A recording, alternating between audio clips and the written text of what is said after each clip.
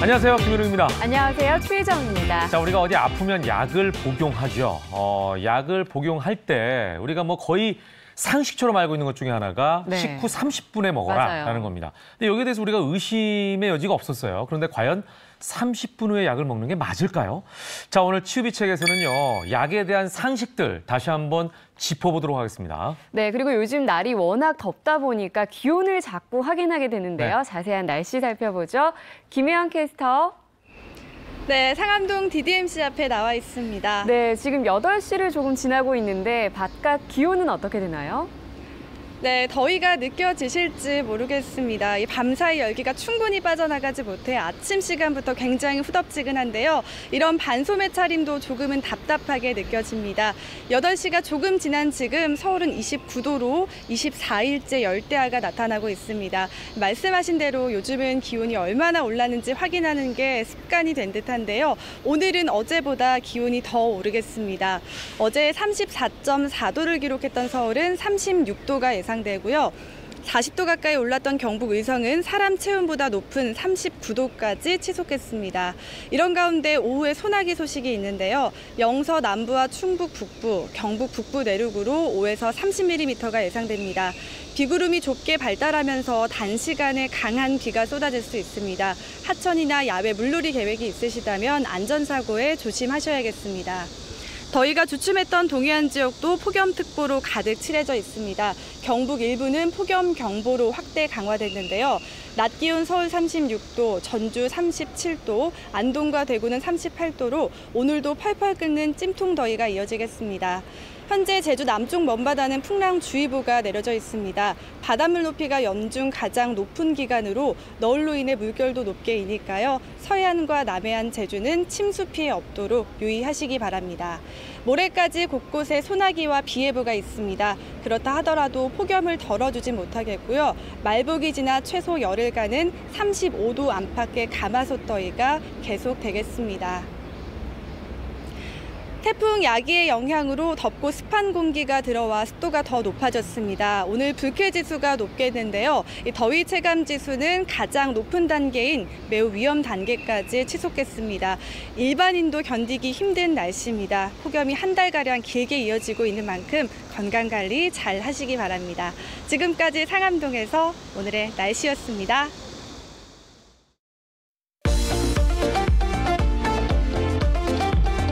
네, 매주 화요일마다 굿모닝 헬스 시간 마련하고 있는데요. 먼저 함께할 두 분 인사드리겠습니다. 이혜윤 줌바 피트니스 강사 나와주셨고요. 네, 반갑습니다.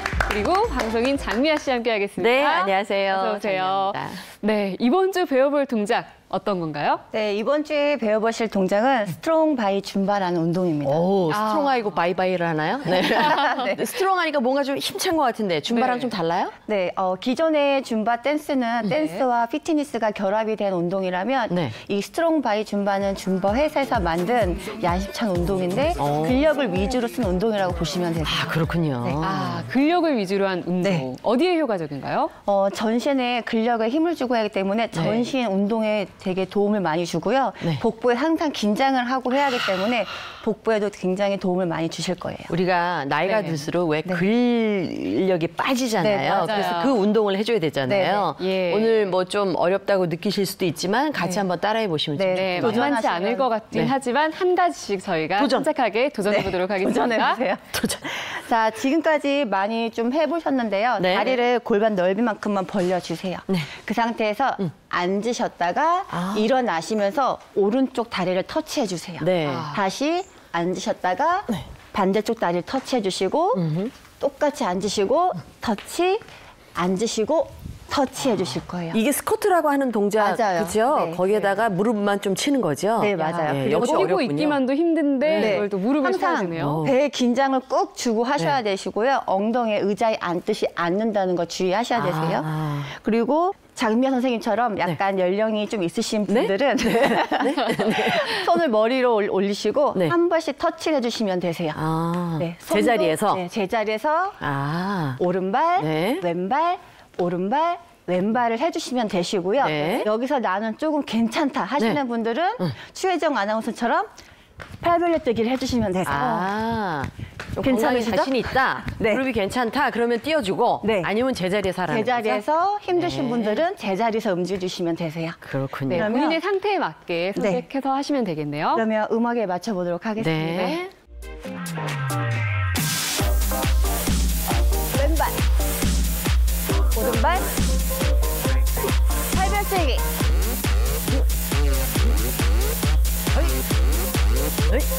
한 번 더 갈게요. 오른발. 점핑.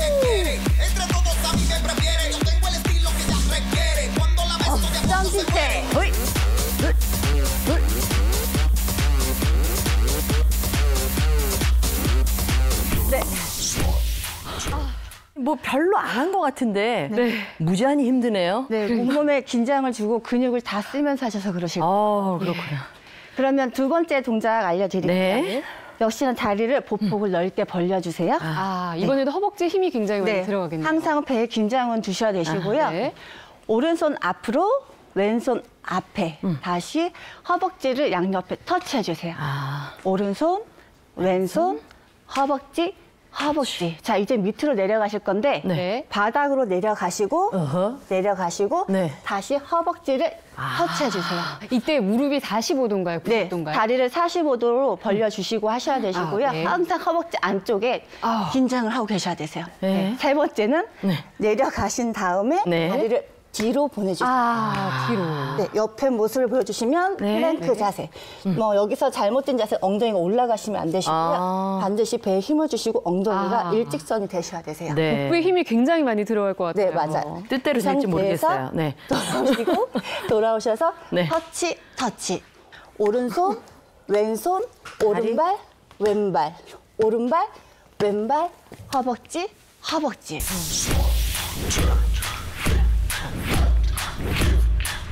바닥. 한 번 더. 오른발 뒤로. 왼발. 제자리. 허벅지. 한 번 더 갈게요. 오른발. 왼발. 오른발. 왼발. 허벅지. 허벅지. 네, 잘하셨어요. 생각보다 괜찮았어요? 괜찮으셨어요? 네, 그리고 유산소 운동이 확실히 되네요. 네, 단계별로 하나씩 터치를 하면서 내려가시기 때문에 따라 하실 수 있으실 거예요. 네. 네. 자, 그러면 세 번째 동작으로 가실 건데 네. 지금 한 두 번째 동작을 이용해서 같이 하시는 거예요. 네. 오른손, 왼손, 제자리, 제자리. 오른손, 왼손, 허벅지, 허벅지. 이제 역시나 바닥으로 내려가실 거예요. 네. 내려가시고 오른발, 왼발. 이건 똑같네요. 네, 나랑. 여기까지 똑같으셨는데 네. 무릎을 바닥에 대세요. 무릎을 꿇을 거예요? 저는 옆으로 살짝 보여드릴게요. 네. 내려가신 상태에서 양손을 조금 더 어깨 넓이만큼 벌려주세요. 네. 그 상태에서 가볍게 내려갔다가 올라오시면 돼요. 팔굽혀펴기를 하는 거군요. 맞아요. 네, 배에 힘을 꽉 주고 네. 무릎을 구부렸다가 팔꿈치를 와우. 구부리고 비시고 올라오시면 되세요. 그냥 하실 수 있는 분은 그냥 하시면 되고. 괜찮으신 분들은 네. 무릎 펴고 내려가시면 되세요. 와. Ella está dispuesta, ella quiere estar conmigo hasta que amanezca. Ella quiere fiesta, ella está dispuesta, ella quiere estar conmigo hasta que amanezca. 푸시야.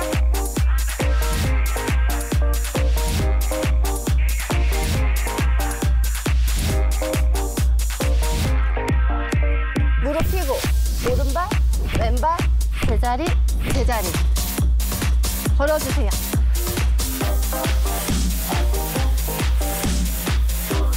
네, 여기까지가 세 번째 동작이세요. 지금까지 배운 동작을 다 연결해서 한번 해보겠습니다. 네.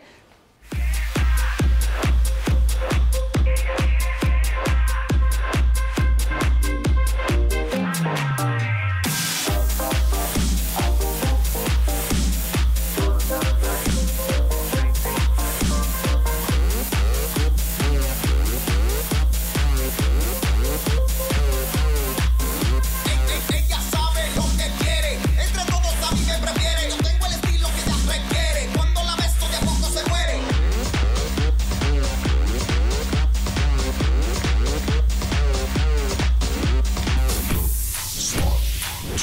다시 한 번 더. 바닥으로 갈게요. 다시 올라오세요. 한 번 더. 다시 내려가서 오른발. 오른발 앞으로. 한 번 더 갈게요.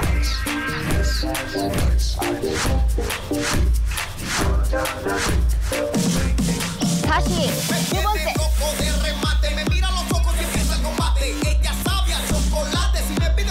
썸띵 잭.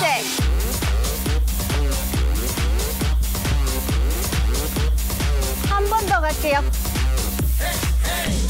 괜찮으시죠? 파이팅! 아우!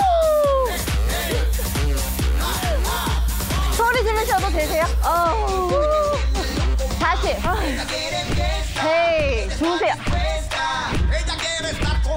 바닥으로 갈게요.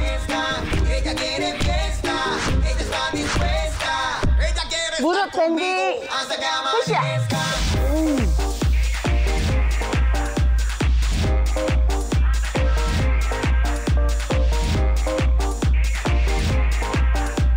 자, 무릎 들고 오른발, 왼발 제자리 걸어주세요.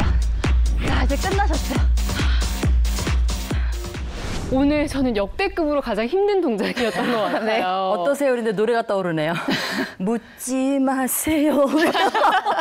묻지 마세요. 이 정도로 힘든 동작인 만큼 다이어트를 생각하는 분들에게는 칼로리 소모에도 굉장히 도움이 많이 될 것 같아요. 네, 맞아요. 항상 내 몸에 긴장을 준 상태로 전신 근육을 다 쓰기 때문에 네. 유산소 운동에 도움이 되기도 하시고 뱃살이나 몸을 바디라인을 잡아주는 데도 도움 많이 되실 거예요. 네, 정말 머리끝부터 발끝까지 근육이 안 쓴 데가 없는 것 같아요. 네, 맞아요. 역시 선생님이시네요. 그렇다고도 말씀을 굉장히 잘하시네요. 네, 그러니까요. 힘들었어요, 오늘. 네, 다음 주는 어떤 동작 준비되어 있나요? 네, 역시나 다음 주도 스트롱 바이 줌바 와우. 2 버전이 나옵니다. 그렇군요. 네. 기대해 주세요. 네, 다음 주에는 복부 탄력에 또 도움이 되는 네, 중심 운동 맞아요. 준비하셨는데요. 기대해 보도록 하겠고요. 여러분들도 오늘만 따라하지 마시고요. 매일 아침 5분만 투자해 보시면 좋을 것 같습니다. 마지막으로 오늘의 5분 운동 정리해 보도록 하겠습니다.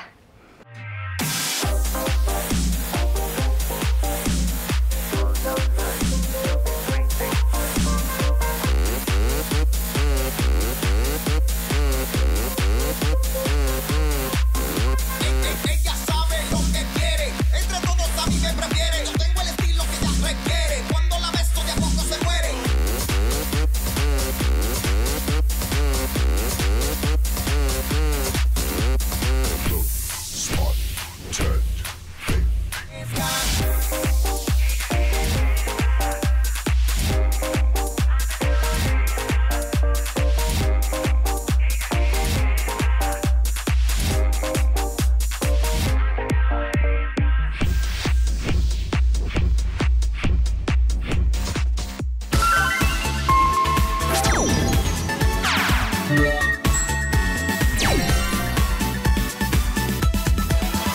네, 이번에는 알짜배기 건강 정보를 전해드리겠습니다. 치유비책 시간입니다. 네. 5분 운동 이후에 장미화 씨 표정이 많이 안 좋으세요. 네, 그런 얘기 있잖아요. 운동은 만병의 근원이라고. 아, 이건 아니구나.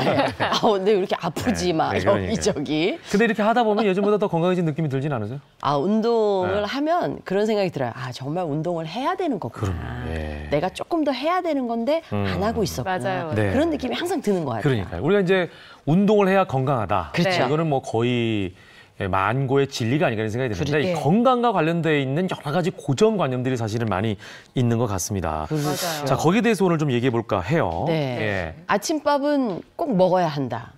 네. 먹어야 되는 거 아닌가요? 이건 만고의 진리죠. 네. 그렇죠? 맞아요, 맞아요. 너무 먹었더니 이렇게 됐고요. 그거하고 또 네. 그런 거 있잖아요. 약은 꼭 식후 30분에 꼭 챙겨 먹어야 돼요. 그렇죠. 말이에요. 예.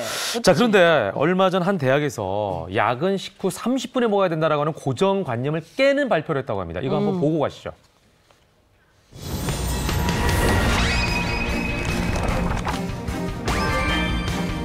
약 식후 30분 후에 안 먹어도 된다. 와우.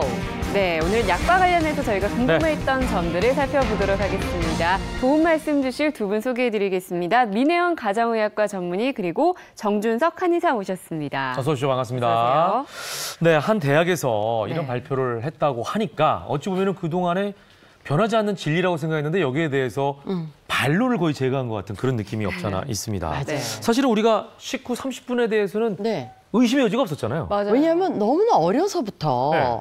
의사분도 그렇게 말씀하셨고 네. 그다음에 약 지으실 때 약사 선생님 뭐라 그래요?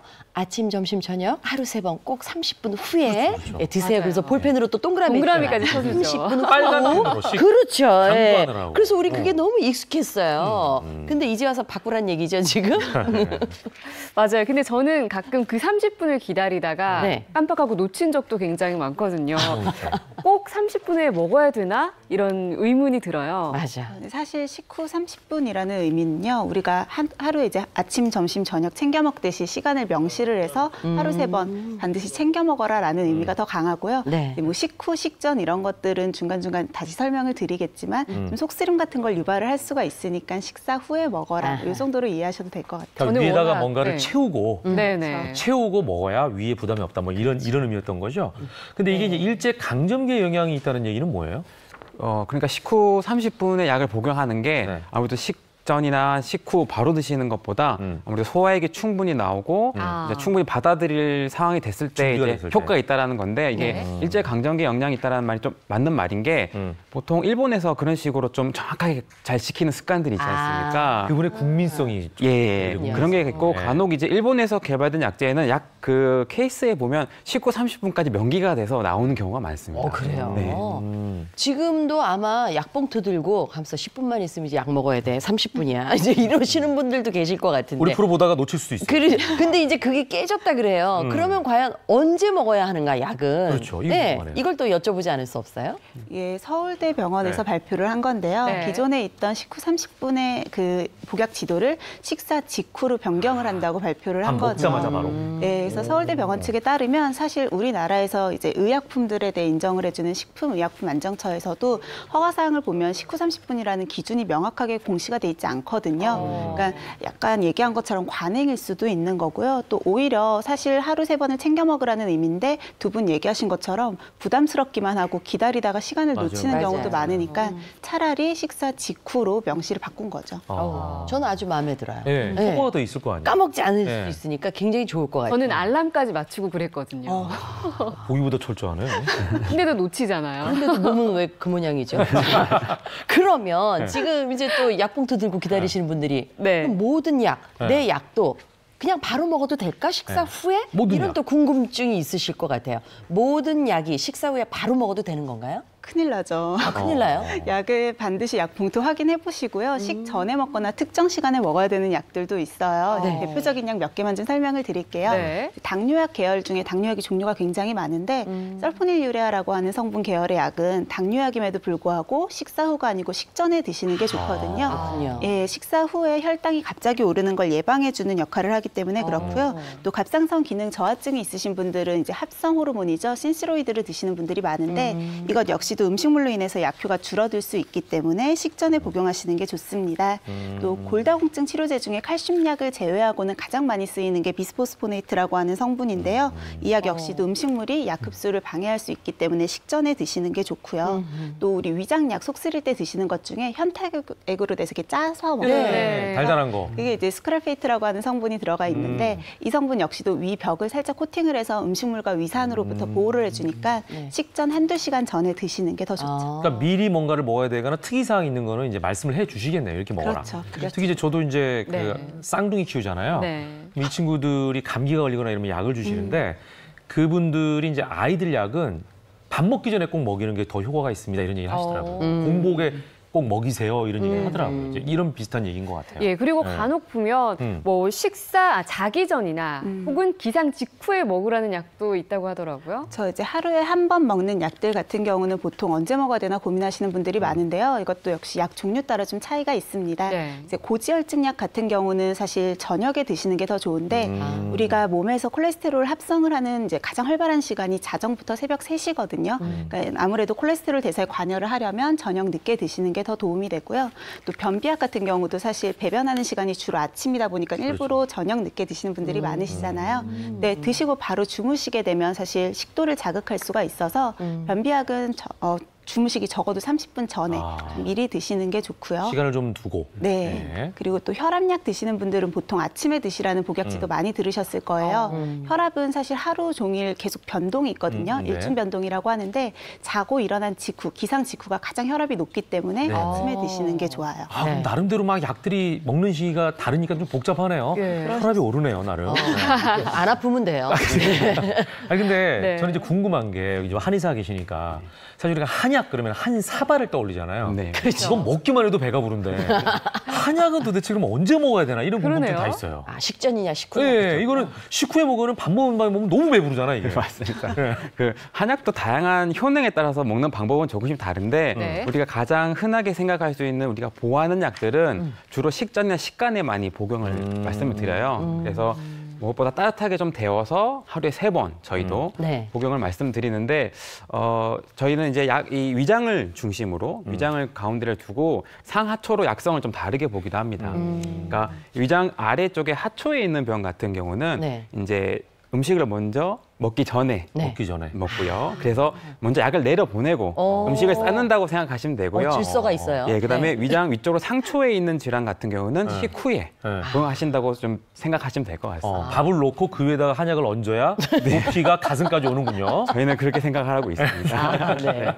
네, 또 재밌네요. 시간을 잘 맞춰서 약을 먹는 것도 중요한데 네. 아까 제가 말씀드렸잖아요. 알람까지 맞출 정도로 정말 그 식후 30분 강박관념이 굉장했었는데 그럼에도 불구하고 뭐 늦잠을 잔다거나 이런 경우에도 또 약 먹는 시기를 놓쳐서 하루 3번인데 하루 1번밖에 못 먹은 적도 저는 꽤 많거든요.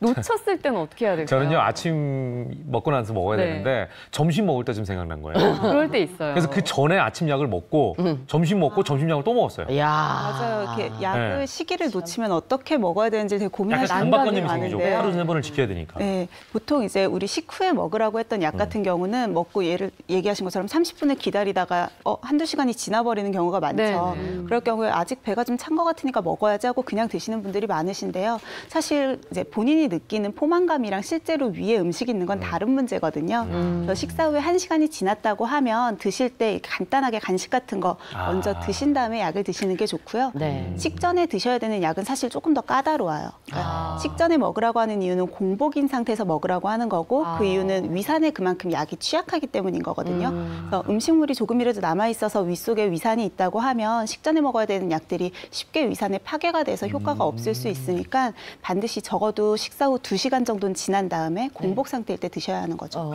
저는 이제 공복일 때 먹는 게 배부를까 봐 그때 먹으라는 줄 알았더니 위산과 관련되니까. 예. 그렇죠. 이렇게 사람마다 생각하는 게 다 다르네요. 그러네요. 예. 아나운서 시험은 어떻게 붙었는지 잘 모르겠어요. 아나운서는 말하면 되니까. 하루를 정리하다 보니까 네. 점심약을 까먹었네. 네. 저녁약 먹을 때가 됐는데 네. 그러니까 하루치는 다 먹어야 될 거 아니에요. 그죠. 그래서 점심약, 저녁약 네. 하루 2회분을 한꺼번에 털어넣는다. 네. 이건 어떨까요? 제가 아까 비슷하게 그렇죠. 톤을 별로 안 주고 먹은 거잖아요. 그러니까 2회분을 동시에 드신다거나 네. 아니면은 약 먹고 시간 간격을 충분히 두지 않고 다음 약을 또 드신다거나 하는 건 사실 굉장히 위험할 수 있어요. 그러니까 식품이 아니고 의약품이잖아요. 그래서 허용돼 있는 안전 범위가 굉장히 좁은 편인데 약을 갑자기 과용량을 드시게 되면 허용 범위보다 더 높은 양으로 올라가게 되니까 독성에 노출될 위험도 그만큼 높은 거죠. 그러면은 하루 3끼를 먹어야 되는데 2끼밖에 못 먹었어요. 그러면 안 먹으면 그냥 건너뛰는 게 오히려 낫다는 거죠? 사실 약간의 간식과 함께 같이 드시는 게 가장 좋고요. 만약에 놓쳤다고 하면 차라리 2개를 건너뛰는 드시는 게. 것보다는 지나가는 게 낫죠. 예. 자, 약에 대해서는 네. 워낙 한 번이라도 안 먹어본 분은 안 계시기 때문에 그럼요. 궁금증이 참 많을 것 같아요. 네. 특히 제가 약을 많이 좀 달고 사는 편이거든요. 그래요? 감기에 많이 걸려요, 제가. 딴 거는 잘 안 먹는데 환절기 때 항상 감기에 걸리기 때문에 감기약하고 목 쉰데 먹는 약. 아하. 이걸 좀 많이 먹는 편이에요. 그렇군요. 예. 장면 씨도 궁금한 거 많지 않으세요? 저는 왜 우리가 한약을 왜 보약 이렇게 지어서 먹잖아요. 네. 근데 뭐 감기에 걸렸어. 그러면 또 양약을 먹어야 되잖아요. 그럼 잠깐 주춤하게 돼요. 그래서 막 이거 한약을 잠깐 쉬고 양약을 먹는 동안 네. 양약만 먹고 좀 쉬었다가 한약을 다시 먹어야 되나. 맞아. 뭐 이게 여러 가지 생각이 좀 들거든요. 맞아요. 예. 자, 그래서 이 장미아 씨처럼 예. 약에 대해서 궁금한 사항들이 참 많을 것 같아서 저희가 사전에 조사를 좀 해봤어요. 네. 그랬더니 진짜 우리가 궁금해하는 사항들을 다들 비슷하게 궁금해하시더라고요. 그렇군요. 자, 4가지를 준비해봤습니다. 약, 그것이 궁금하다. 궁금하다. 따단. 네. 요즘 어처로 하면 네. 그것이 궁금하오. 어허. 요 인기입니다. 요 체가. 그러하오. 자, 예. 약. 커피랑 먹으면 안 된다. 오, 이건 얘기 정말 진짜 많이 하죠. 들었어요. 맞아요. 네. 이럴 때가 뭐냐면 물이 없고 커피만 있는데 지금 꼭 먹어야 하는 시간인 거예요. 그럴 때 보통은 커피하고 같이 먹지 않나요? 저는 커피랑 그냥 먹습니다. 네. 네, 차에 안 먹는 것보단 낫잖아요. 그것도 커피를 사놓고 왜 녹은 커피 있잖아요. 물이 없어. 약은 먹어야 돼. 그럼 커피를 소량만 먹고 약을 먹었어요. 둘이 참 어울리네요. 네. 답변해 주세요. 네. 커피랑 드시는 분들도 많으시고요. 네. 사실 물이 없다고 해서 뭐 우유나 오렌지 주스 같은 거랑 맞아요. 같이 드시는 분들도 네. 많으세요. 근데 의약품은 이제 사실은 어떤 일종의 화학 성분인 거거든요. 그렇기 때문에 어떤 물에 용해되느냐도 굉장히 중요해요. 화학적인 성질이 변할 수도 있고 흡수율이 변할 수도 있기 때문에 가급적 물이랑 드시는 게 좋고요. 네. 특히 드셨을 때 안 좋은 이제 그런 궁합 이런 걸 얘기를 하자면 항생제 드실 때 우유랑 같이 드시게 되면 우유 안에 있는 칼슘 성분이 흡수율을 저해시키게 되거든요. 그러니까 항생제는 반드시 일정 농도 이상 용량에 도달을 해야 하는데 이게 떨어지면 약을 먹어도 효과가 없는 거죠. 네. 비슷한 경우로는 또 탄산음료랑 드시는 경우에 있어서도 오히려 역류를 좀, 그러니까 위식도 역류성 식도염이라고 하죠. 생길 수가 있거든요. 그러니까 약물 같은 경우도 오히려 더 식도로 들어가서 자극을 할 수가 있으니까 네. 위험할 수 있죠. 네. 그러니까 되도록 물과 물과 먹어야 된다. 되도록이 아니라 물과 먹어야 된다. 약은. 네. 그러면은 또 이쯤에서 궁금한 게 네. 물을 얼마나 먹으면 따뜻한 물이 좋을까? 차가운 물이 좋을까? 이런 게 또 궁금해지는 거죠. 단순하게 그냥 삼키는데 쓰는 어떤 보조적인 역할만 하는 건가? 물이. 예. 그러니까 보조적인 역할인 건데 그게 상당히 중요하죠. 약이 중간에 식도나 다른 곳에 걸리지 않고 스무스하게 넘어가서 네. 위에서 용해가 돼야 되잖아요. 그러니까 쉽게 말하면 원샷인 거죠. 물 한 컵은 다 드시는 게 좋고요. 네. 그다음에 너무 뜨겁거나 차가운 물은 그렇게 한 번에 꿀꺽꿀꺽 드시기가 어렵잖아요. 상온 정도, 뭐 미지근한 물 정도로 드시는 게 가장 좋습니다. 네. 오늘 우리 작가가 굉장히 집요하게 하나를 또 질문을 네. 해놨어요. 뭐예요? 정말 물이 없을 때 꿀꺽하는 건 어떠냐? 이런 표현은 급하니까. 어떨까요? 침을 모아서. 보통 우리 그런 표현 쓰거든요. 힘을 모아야 되는데. 그러니까 자기가 이렇게 없으니까 물이 없으니까 그쵸? 제가 한번 그런 적이 있어요. 실제로 해봤던 경험이니까 얘기가 나오는 거예요. 하게 이게 입안에서 모았어. 사실 좀 누구나 있을 만도 해요. 자, 그냥 물 없이 예. 침을 모아서 꿀꺽은 어때요?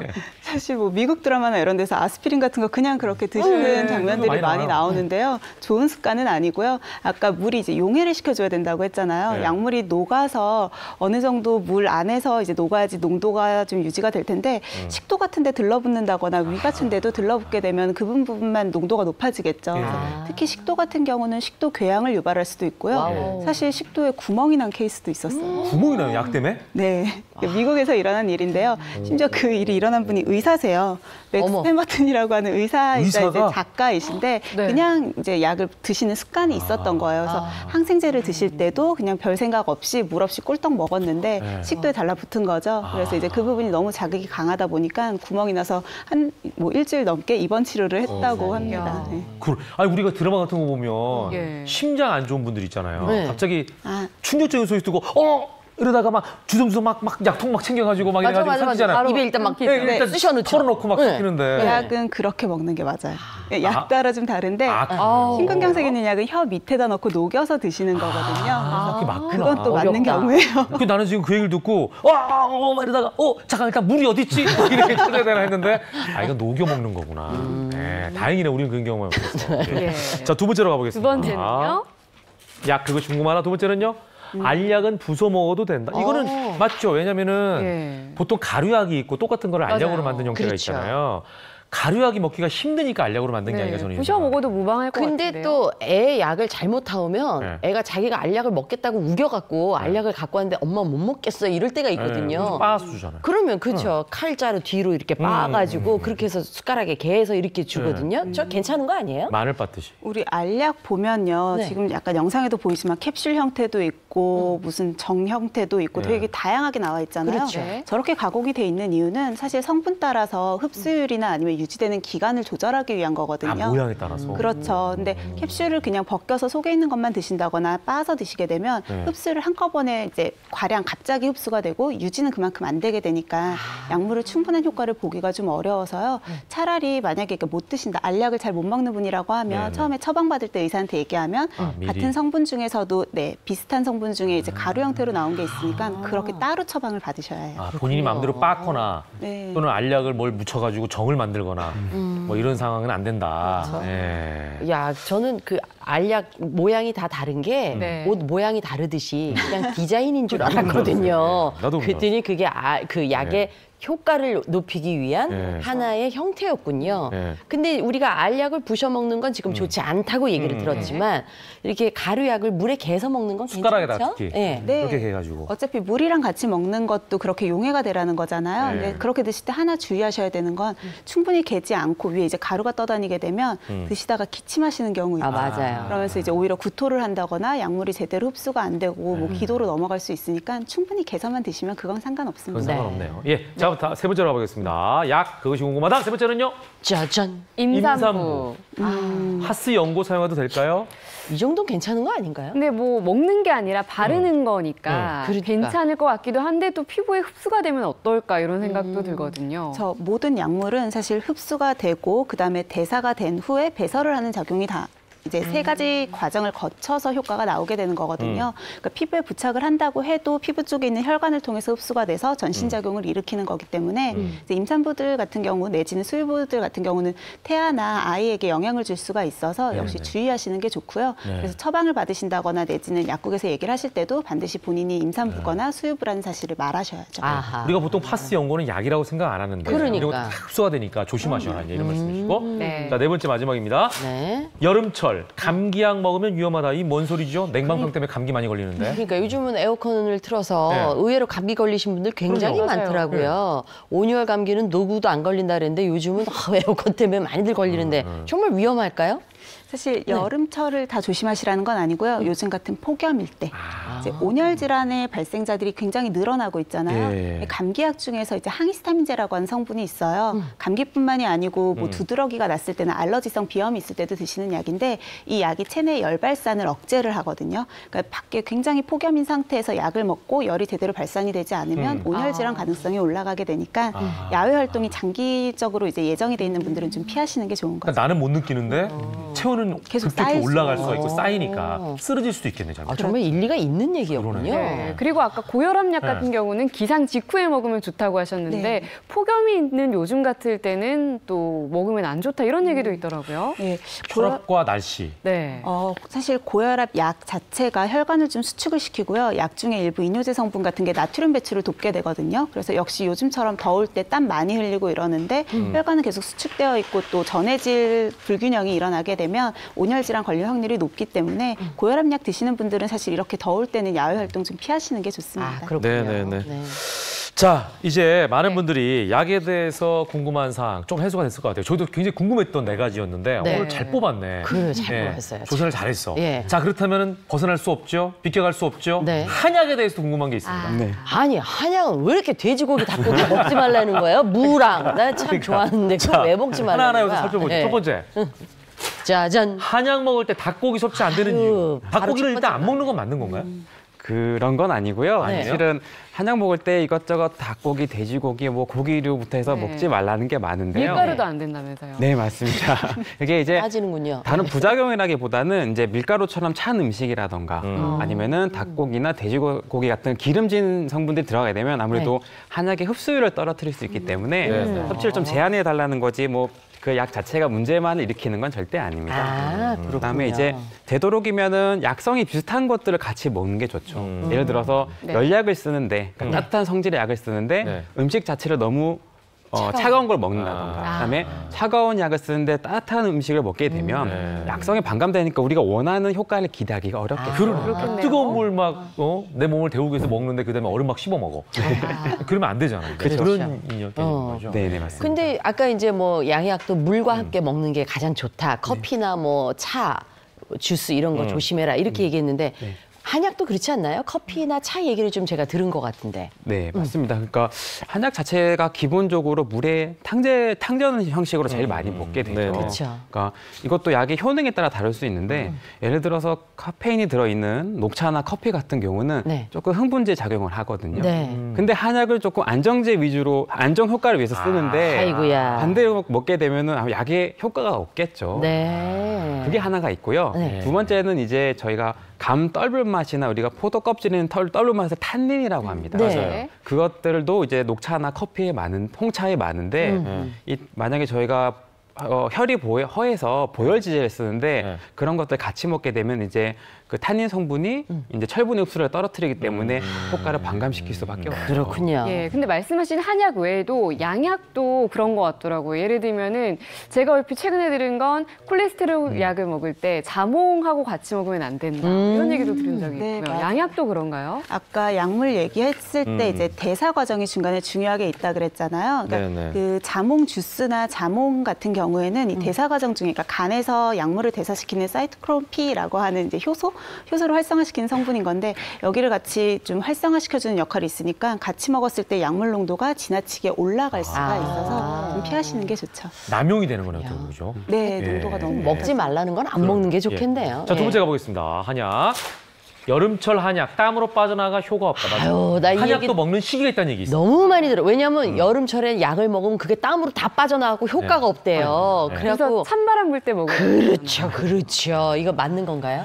그 보통 여름철에 저희가 땀으로 네. 많이 배설이 되니까 그로 인해서 약성이 다 빠지는 거 아니냐라는 네. 말씀이신데 일단 틀린 걸로 네. 저희가 받아들여 보겠습니다. 그 이유를 설명을 드리면 여름철에 혹시 손님 안 올까 봐 그런 거? 그렇죠. 그런 것도 있고. 네. 저희가 여름에는 아무래도 땀으로 배설이 되고 기운이 많이 빠지니까 네. 약성이 없는 거 아니냐라고 생각하시는데 네. 저희 한방 서적 어느 곳에도 땀으로 약성이 다 빠진다라는 그런 얘기는 건 없구나. 없고요. 오히려 동의보감에 보면 더위를 먹어가지고 기운이 빠지고 몸이 자꾸 열이 올라갈 때는 네. 보중익기탕이라고 하는 보약을 아. 빨리 먹어서 그 몸을 보호해줘야 된다라는 얘기들이 오히려 더 말이 맞죠. 오, 어떻게 보면은 우리가 그 삼복에 보양식을 먹으라는 거랑 비슷하네요. 그럴 때 그렇죠. 오히려 기가 네. 빠지니까 네. 한약으로 좀 보해라. 네. 자, 세 번째 가보겠습니다. 네. 한약 먹으면 살찌. 아이고, 이런 얘기 이것도 많이 많이 하는 들었어. 얘기죠. 맞아요. 저도 1년에 한두 번 정도 한약을 챙겨 먹는데요. 네. 이게 기분 탓인 건지 아니면 우연의 일치인지 아니. 우리가 모르겠는데요. 방송을 2년째 같이 하고 있는데 한 두 번 정도 살이 쪘다가 빠져. 이게 유심히도 식욕이 봤네. 절제가 안 그 시기구나. 되더라고요. 네. 저 부분에 대해서는 일리가 보통 있나요? 저희 한약 약재가 보통 초목금피죠. 그러니까 약 그 풀뿌리로 쉽게 얘기해서 끓인 약 탕제들인데 네. 그 탕제들의 칼로리가 얼마나 있겠습니까?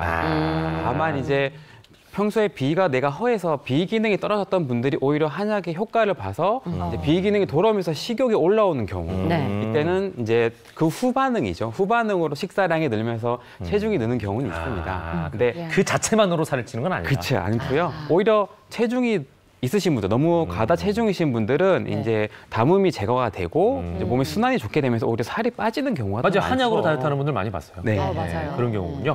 자, 네 번째 가보겠습니다. 마지막 한약. 양약이랑 같이 먹어도 된다. 이건 맞아요. 어떨까요? 아까 그 장미화 씨가 얘기하신 거죠. 그래요. 뭐 감기가 걸려서 내가 지금 네. 보약을 먹고 있는데 어쩔 수 없이 양약을 먹어야 된다든가 네. 아니면 고혈압 같은 약 있잖아요. 꾸준히 먹어야 되는데 내가 뭔가 좀 보약을 먹고 싶다 할 때 같이 먹어도 될까요? 뭐 보통 이제 양약 같은 경우도 마찬가지죠. 같이 약을 먹어서 시너지 효과를 내는 경우도 있지만 네. 사실은 서로의 약성을 반감시키는 경우도 있죠. 그렇기 때문에 사실은 한약이랑 양약이랑 같이 복용을 하시게 되는 경우는 꼭 한의사와 네. 의사분의 처방에 상담을 하시고 복용하시는 게 좋고요. 네. 만약에 같이 복용하시는 경우라도 30분이나 1시간 정도 시간 간격을 두시고 드시는 게 제일 안전하긴 합니다.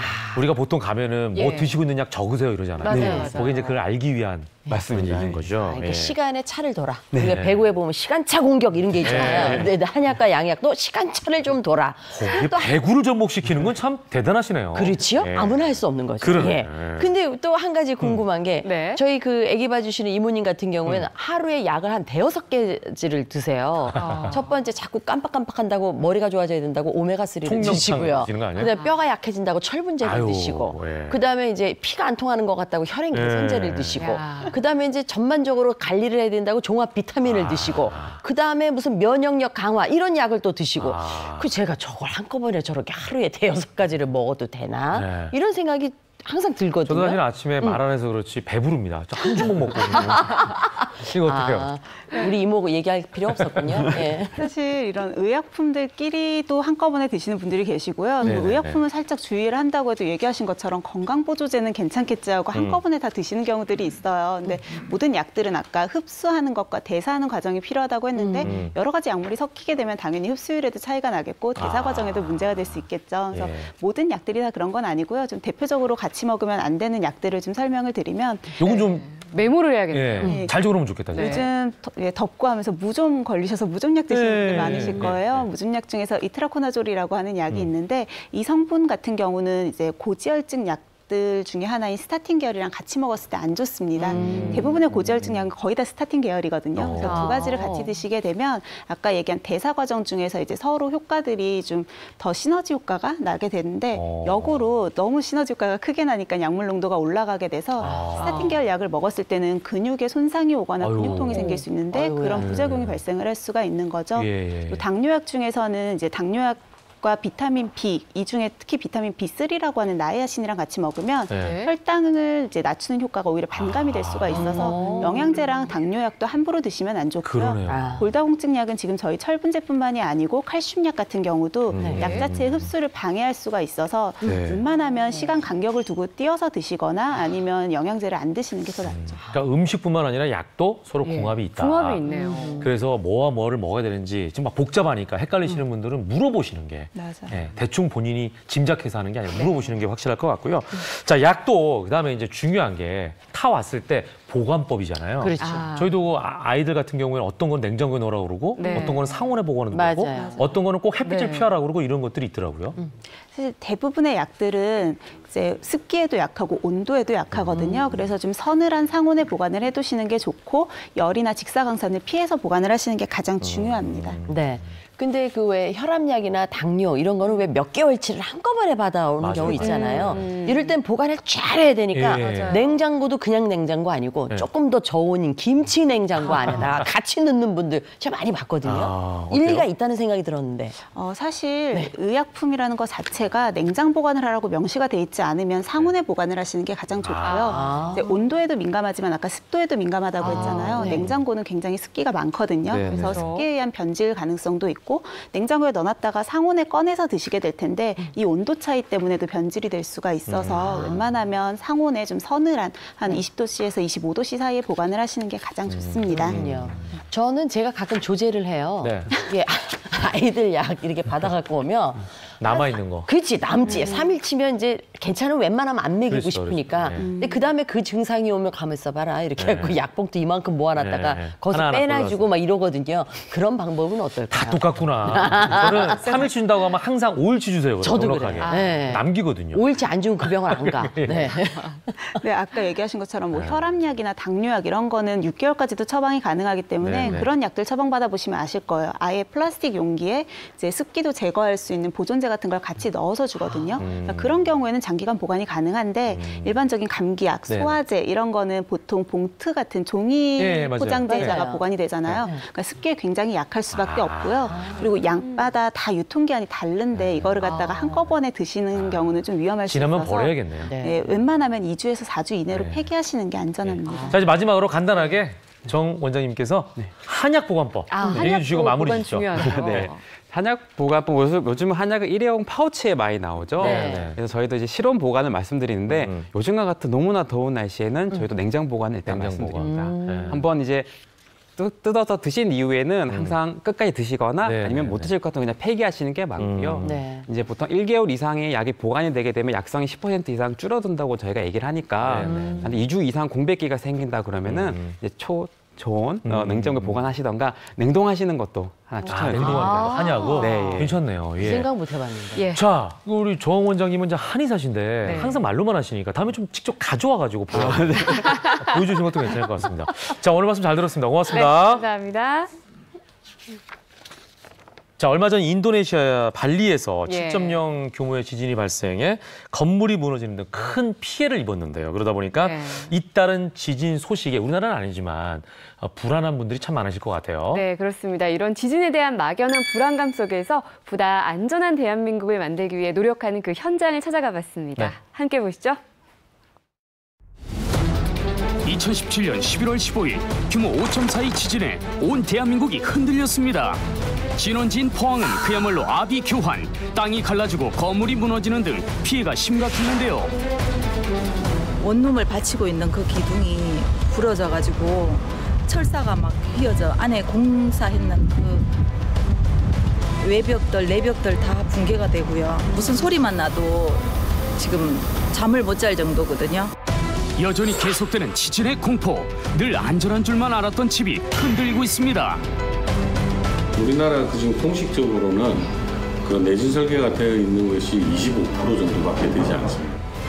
예측 불허, 언제 닥칠지 모르는 지진으로부터 안전한 대한민국을 만들기 위한 노력이 시작됐습니다.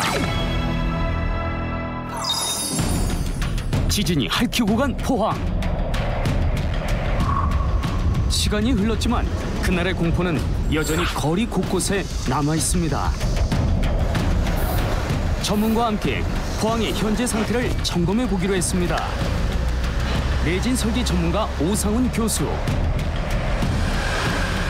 지진이 발생하면 가장 크게 피해를 입게 되는 건물 구조가 있다는데요.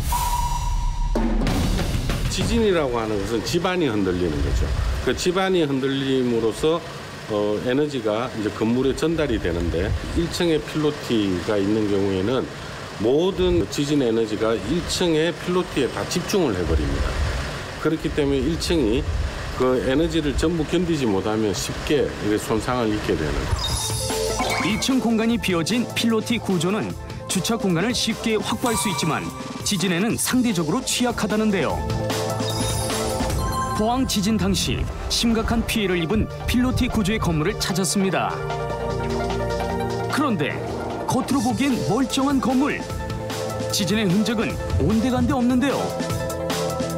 장성동 일대에 지금 필로티 건물이 굉장히 많은데 다시 사용할 수 없는 그런 건물이었었습니다. 어떻게 하면 좋을까? 그다음 제대로 보강을 해야 되는데 라고 생각을 하고 있을 때 여기에 재능 기부를 하겠다는 업체가 나타나서 그러면 같이 제대로 설계를 해서 한번 설치를 해보자 라고 해서 이제 이걸 시작을 하게 된 겁니다. 지진 충격으로 건물 기둥 일부가 무너지고 철골이 다 튀어나올 정도로 그 피해가 심각했다는데요. 이런 것들 댐퍼라고 하는데 이 댐퍼를 설치를 해서 지진이 왔을 때만 이 댐퍼가 자기가 변형을 하면서 지진의 에너지를 흡수해주는 역할을 합니다. 지진 발생 시 건물에 가해지는 충격을 재진 댐퍼가 흡수해 피해를 줄여줍니다.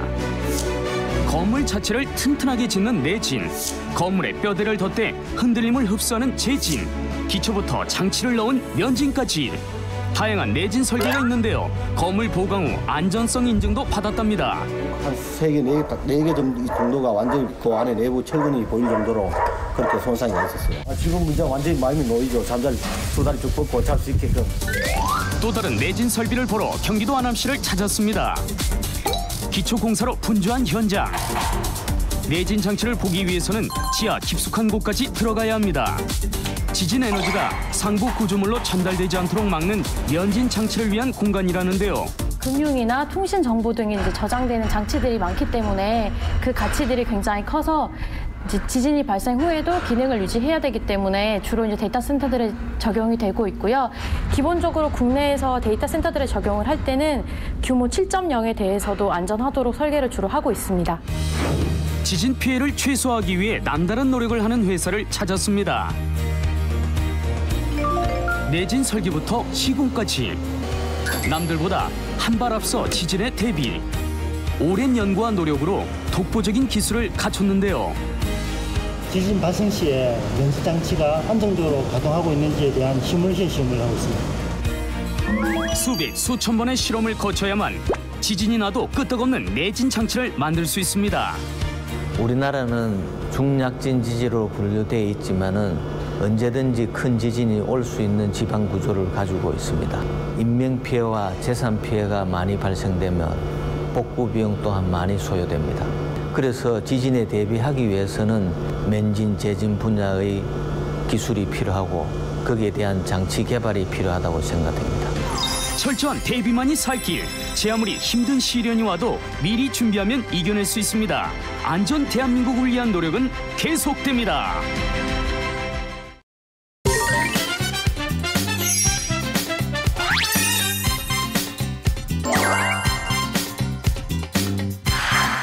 생방송을 함께하고 있습니다. 김윤웅의 모닝 지금 시간은 8시 51분입니다. 네. 이제 곧 말복입니다. 입춘이 얼마 전에 지났고요. 예. 말복하면 또 보양식 많이 생각하실 텐데 네. 최혜정 씨는 뭐 생각하세요? 네, 저는 원기회복에 좋은 낙지 생각하고 있거든요. 낙지, 여성들 낙지 좋아하죠. 네. 남자들은 그냥 힘, 스태미너 하면 장어죠. 아, 네. 장어. 자, 장어를 많이 떠올리실 텐데 네. 특히 이 붕장어는요. 해양수산부에서 8월에 제철 수산물로 선정했을 정도로 예, 여름 보양식으로 손꼽히는 딱 그런 음식이라고 할 수 요즘이네요. 있겠습니다. 자, 오늘은 특별히 실하죠? 제가 생물을 스튜디오로 특별히 이분들을 초대했어요. 이분들과 좀 얘기를 해볼 텐데 장어에 대한 자세한 정보를 알려주실 네. 전문가를 모셨습니다. 민물장어 양식 수협 김성대 조합장 나오셨습니다. 어서 오십시오. 반갑습니다. 네, 최고의 보양식이라는 장어, 그중에서도 오늘 민물장어에 대한 자세한 이야기 나눠볼 텐데요. 어떤 효능이 있는지 먼저 한 가지씩 좀 살펴볼까요? 장어에는 양질의 고단백은 물론이고 비타민, 칼슘, 다양한 영양소가 이렇게 들어있습니다. 그래서 옛날부터 다양한 질병의 치료와 예방에 탁월한 효과가 있다고 동의보감, 본초강목, 당핵편에도 기록이 돼서 널리 알려져 있습니다. 아, 정중석 한의사를 보냈으면 안 되네. 아, 그러네요. 그리고요. 또 비타민도 풍부하게 들어있네요. 비타민 중에서도 특히 중요한 비타민 A가 소고기나 국민생선, 고등어보다도 200배에서 약 1000배까지 더 들어있고 비타민 E는 8배가 들어있습니다. 그래서 이게 이 비타민 A가 여성들의 그 난소 작용을 활성화해서 보습력을 높여줘가지고 피부 미용에 탁월한 효과가 있다고 합니다. 방금 전에 그 효능 하시면서 보니까 들어있는 것들이 22가지나 되네요. 엄청나네요. 굉장히 귀가 솔깃해지고 단백질도 많이 들어있다면서요? 이제 양질의 단백질인데 이 단백질가 해독 작용과 그 피부라든가 여러 가지 세포를 재생할 수 있는 콜라겐 형태로 이렇게 돼 있고 또 지방은 불포화 지방산으로서 성인병이라든가 혈압 또 고혈압, 항암의 예방과 치료에 특히 좋은 걸로 알려져 있습니다. 네, 자 장어 지금 뭐 여러분께서 상식적으로 알고 계신 것도 많이 있으실 텐데 효능이 많이 있습니다. 장어의 효능 다시 한번 정리를 해보죠. 함께 보시죠. 자, 피부병이라든지 당뇨병이라든지 관절염이라든지 폐렴, 야 빈혈, 치질 등 정말 이런 그 질병들이 있을 때 우리가 장어를 먹으면 효과를 볼 수 있다. 그만큼 장어에는 여러 가지 좋은 성분들이 많다. 자, 이런 얘기를 다시 할 수가 있을 것 같습니다. 그러면 저희 자리를 한번 옮겨봤는데요. 스튜디오에 지금도 장어가 수족관 안에 아주 잔뜩 들어가 있는데 이렇게 얼핏 보면 똑같아 보여요. 어떤 장어를 좀 고르면 좋을까요? 지금 우리나라의 양식 기술은 민물장어의 종주국이라고 할 수 있는 일본보다도 그분들이 우리가 10년 정도 앞섰다고 이렇게 공인할 정도로 양식 기술과 아주 양질의 민물장어를 생산하고 있습니다. 원래 일본이 장어 좋아해가지고 양식했었는데 우리가 앞질렀네요. 훨씬. 그렇습니다. 기술이 엄청나군요, 우리나라. 그래서 이제 장어는 일본은 보통 250g에서 170g 사이를 선호하고 또 양식 기술이 별로 없으니까 크게 못 길렀어요. 그러나 이제 우리나라 적당히 굵기가 있어야 맛있죠. 그런데 아까 전에 말씀드린 대로 비타민 A도 고기 이 장어가 크면 클수록 뭐 비타민 A 같은 경우는 300배에서 1000배까지 다양하게 있기 때문에 국산 장어가 이렇게 좋고 최근에는 생산이 많이 돼서 가격이 쌉니다. 그래서 그래요? 중국산 장어가 한 마리도 안 들어오기 때문에 요즘에 먹는 장어는 거의 국산 장어다? 전부 국산 장어다. 이렇게 이해하시면 조합장께서 다 그냥 이렇게 공급하고 있는 장어라고 볼 수가 있겠네요. 그렇습니다. 우리 그 중에서도 국산 중에서 딱 이 육안으로 봤을 때 이 녀석은 좀 힘이 없네. 이 녀석을 골라야지 뭐 이런 방법이 있지 않을까요? 그렇습니다. 그래서 이제 이렇게 좀 굵게 기르기 때문에 영양가가 더 있고 이렇게 제가 한번 해볼까요? 이렇게 해보면 한 마리를 움직임 봐요. 움직임. 좁은데도 어머 태오르는 건 아니겠죠? 태오르진 않았습니다. 그래서 이렇게 올렸어요. 크면서 통통한 거, 통통하고 그런 것은 이렇게 또 이렇게 물 밖으로 나왔을 때 만졌을 때 끈끈한 정액이 많은 것이 점액. 이게 아주 이거 손에 이거 보세요. 이거 했더니 양질의 손에 진짜 이게 수가 있습니다. 그렇습니다.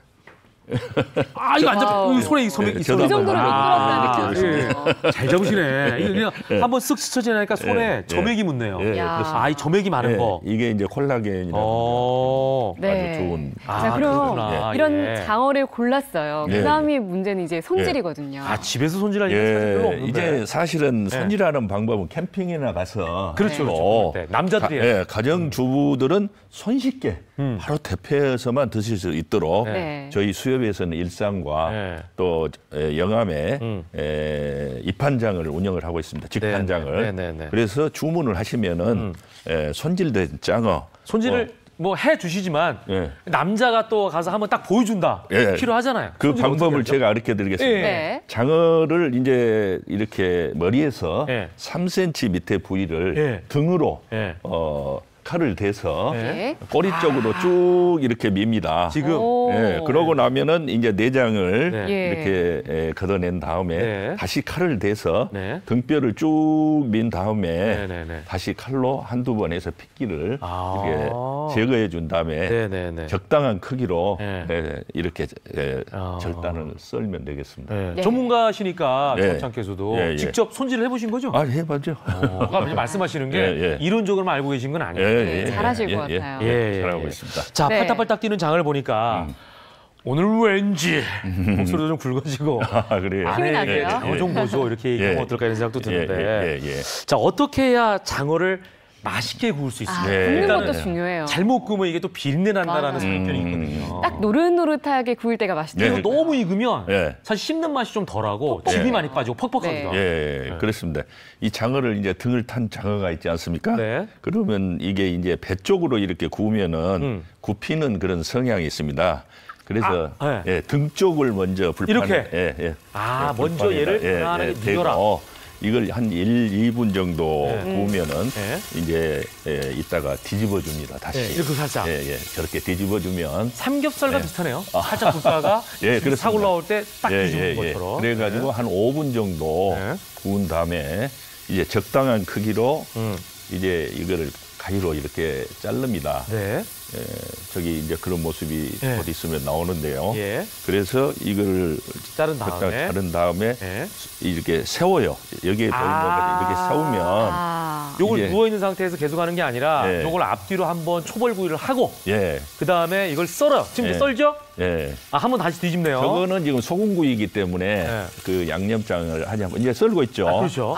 요거를 우리 삼겹살 같은 경우 여러 번 뒤집는 경우도 있는데 장어도 이렇게 앞뒤로 여러 번 좀 뒤집는 게 괜찮은가요? 그래도 굽기를 좀 보면서. 그렇죠. 그것도 괜찮아요? 파지지 않도록 아주 골고루 뒤집어주는 익을수록 이렇게 익도록 하면 좋습니다. 이게 잘라요. 자른 다음에 그냥 우리 삼겹살은 그냥 이렇게 또 다시 더 굽죠? 그런데 저렇게 이제 이렇게 수직으로 세워서 노릇노릇하게 하면 거친 기름이 약간 빠지면서 그 아주 그 새콤하니. 그러니까 사면을 다 익힌다고 보면 돼요. 앞이 다 익히고 양 옆면도 다 익히고. 그렇습니다. 그래서 저렇게 이제 노릇노릇해지면 다시 또 이렇게 바꿔서 노릇노릇하게 해가지고 드시면은 더 맛이 좋다고. 장어를 앞에 두고 말만 하니까 좀 미치겠네요. 그래요? 자, 이거 구운 게 있습니다. 이걸 제가 한번 먹어볼게요. 정말 잘 구워졌죠.